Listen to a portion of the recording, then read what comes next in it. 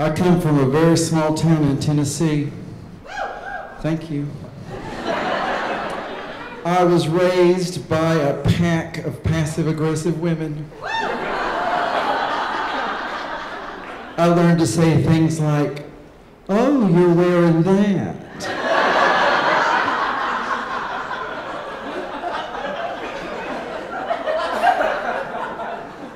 We were all non-confrontational. We learned, or I learned growing up, when someone was assertive towards you, you just smiled, played the victim, and talked about it later, the proper way, behind their back. This did not prepare me well for life. It did, however, prepare me very well for the restaurant industry. Please, thank you, yes sir and no ma'am.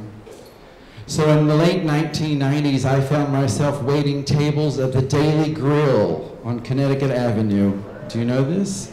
This is basically a Fridays for people who make over $100,000 a year.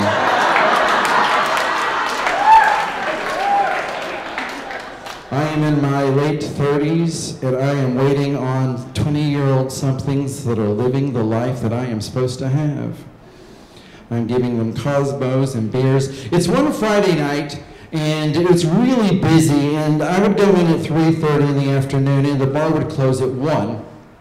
Other bars in the neighborhood would stay open later. They'll stay open to 3, but we closed at 1. And it was one of those heinous days where, you know, everything that I've served was somewhere on my apron or on my body, and I smelled like, I don't know, food and beer and sweat. And we'd given last call, and I was very excited. I'd gone up to all my tables and given them their bills. And then these two ladies walk in. They're about my age. African American, very well dressed, very sophisticated, like they'd gone out after work and not gone home yet. And they came in and they're giggling a little bit, and one kind of stumbles, and you realize maybe they've been drinking somewhere else. And they sit down and they start waving at me, and I come over, I'm like, "Hello, ladies.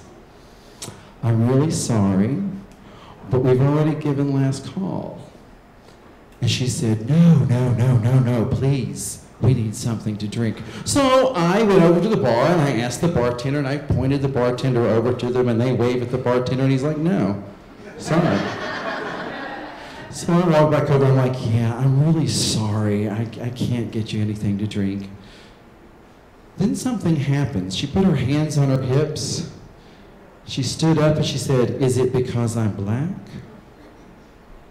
And I said, no, not at all. That has nothing to do with it. She said, "Then get me a drink." And I'm like, "I've already talked to the bartender. We've already given last call. I'm sorry, there's nothing that I can do." Bless your heart.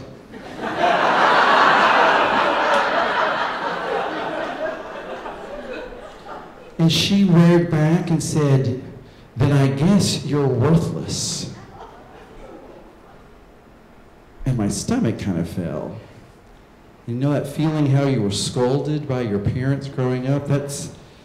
And something kind of snapped in my head, and I thought I was going to stand up for myself, and I looked at her and I said, "You know what?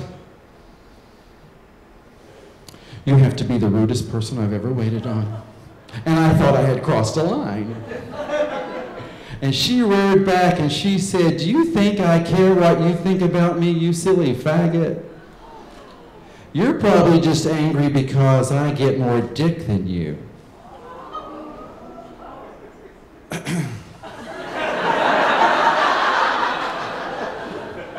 Really? Faggot? What is this, 6th grade? Is that all you got?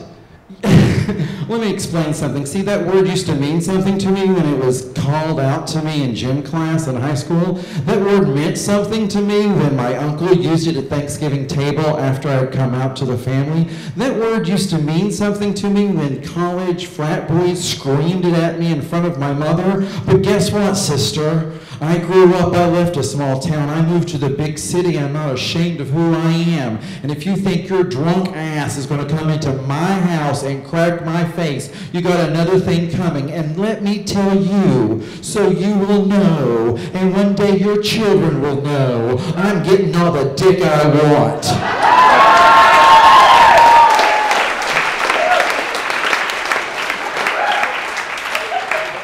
That is exactly what I wish I had said.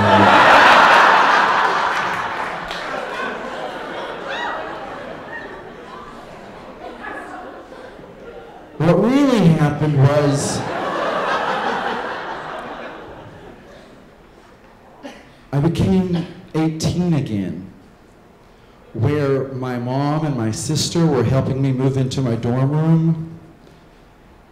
And this car of frat boys drive by and scream, "Go home, faggot!" And there's that moment where you're embarrassed, and then you have to look at your relatives, and you're shamed in front of them. And then we all act like nothing happened. That's what it felt like. And I looked up at my other tables, and they were looking at me. They'd all heard. The whole thing had just stopped the dining room. And this one man looked at me and kind of shook his head and looked down. And she just strode right away. She's going towards the door, and then something inside me went crazy. And as she stepped into that revolving glass door, I slid right into that compartment with her and stopped it. I had her trapped. And years of being bullied and called names came pouring out of me onto this woman. You think that you can come in here and la la la la la la la. I know who you are, and I need work here every Friday and Saturday night, and you're never going to come in here again. You were banned for life. And the thing is, I wanted to tell her off, but that thing happens where you get so angry, all you start to do is cry. So I'm crying, and you get what my mother used to call the hitches. So I'm doing this. I kind of want to go butch on her ass, but I'm just all Nelly and shaking, trying to make my point. And at one point, I am done. I've done my duty, and I have not thought this through. These things do not move backwards. And she leans into me, and I can smell the alcohol in her breath, and she says, "I'm a lawyer. I'm going to own your ass. Watch this."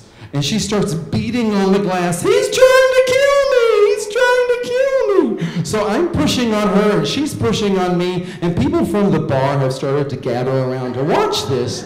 And at one time, I get a big heave-ho push. And the thing moves, and we both fall out onto the pavement on Connecticut. I get up, and I go back into the restaurant, and I go back to the back room where I find the manager's counting his money. And I'm like, we have a little bit of an incident. This very drunk woman called me a faggot. And he's like, "Oh, that's awful. Is she still here?" I'm like, "Yeah, I think so." He said, "I should go talk to her. That's just completely unacceptable." I'm like, "Well, wait. One more thing. I kind of trapped her in the revolving door and told her she was banned for life and said some other stuff I really don't remember." And he just did a heavy sigh. He goes and he talks to her, and I go to my other tables, and they're paying their tabs, and they are throwing the money at me.